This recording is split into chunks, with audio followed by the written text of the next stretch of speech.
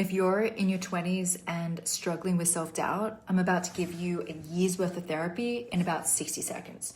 Most of you are not actually afraid of failing. You're afraid of being seen. You're afraid of trying something and having people judge you, of putting yourself out there and being wrong, of backing yourself and discovering you might actually be capable of more than you thought.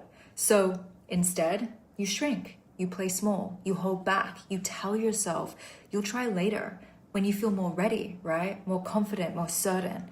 But here's the truth. Shrinking yourself doesn't protect you. It just wastes your time, because your 20s are literally the decade where you're supposed to experiment, make mistakes, change direction, and figure out who the hell you are. No one expects you to have it all worked out. You're young enough to fuck things up and recover. You're young enough to change your mind. You're young enough to try something that might not work and still end up exactly where you're meant to be. But the longer you spend doubting yourself, the longer you delay the life you could be building.